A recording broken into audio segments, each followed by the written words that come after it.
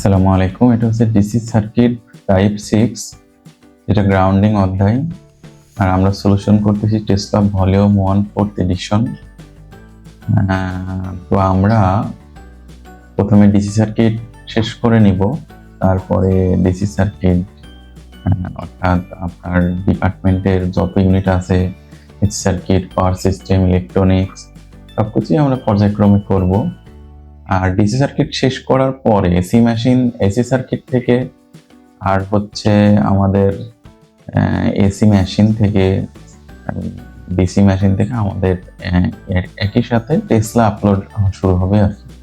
কিন্তু ডিসি সার্কিটে এত ম্যাথ আসলে আর দুইটা গাইড দুই রকম করে লেখা, তাই আমাদেরকে একই সাথে রেজোনেন্স প্যারালাল আপলোড করা সম্ভব হচ্ছে না। কিন্তু আমরা যখন অন্য অধ্যায় করব, দেখা যাচ্ছে ডিসি জেনারেটর করবো, তো ডিসি জেনারেটর যত ম্যাথ আছে দুইটা বই মিলাই আমরা কম্বাইন করে আপলোড দিব। তো আমরা শুরু করি। আমরা এই অধ্যায়টা হচ্ছে ডিসি সার্কিট টাইপ 6 গ্রাউন্ডিং। আমরা প্রথমে থিওরি কি পড়তে হবে সেটা আমরা একটু দেখি। আমাদেরকে বলছে যে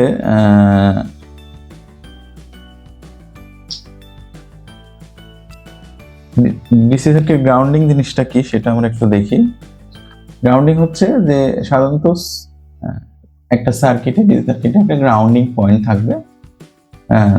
সাধারণত সোর্স এবং নেগেটিভ প্রান্তকে 0 ভোল্টেজ ধরতে হবে, আর যদি গ্রাউন্ড করা থাকে তো ওইটাকে 0 ধরতে হবে। তাহলে আমরা এই গ্রাউন্ডিং পয়েন্টে আমরা যে কাজটা করব, যদি গ্রাউন্ড যে পয়েন্টটা থাকবে সেটা আমার 0 ভোল্টেজ, অর্থাৎ এইখানে যে গ্রাউন্ডিং করা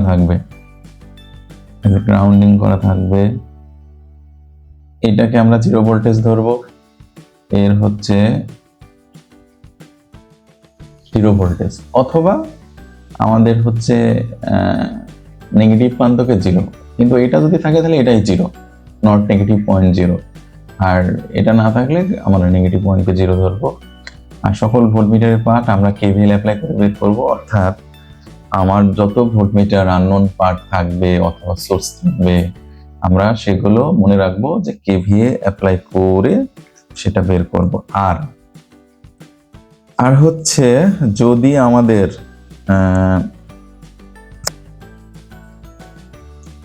যদি আমাদের ইনকমপ্লিট সোর্স থাকে, অর্থাৎ যে আমাদের ভোল্টেজটা কোনো একটা পয়েন্ট লাগানো, এরকম করে লাগানো আছে, অর্থাৎ এরকম একটা মোটায় লাগানো আছে, লেখা এখানে 20 ভোল্টেজ, এর আর কোনো আগামাথা নাই, অর্থাৎ এই 20 ভোল্টের এই পয়েন্টটা পজিটিভ পয়েন্ট আর এটা নেগেটিভ পয়েন্ট, এবং এর বাকি অংশ ওই গ্রাউন্ডিং এ লাগানো আছে। তাহলে আমরা এইভাবে সার্কিটটাকে কমপ্লিট করবো, অর্থাৎ ইনকমপ্লিট সার্কিট থাকলে সেটাকে আমরা গ্রাউন্ডিং পয়েন্টে লাগাই দেব।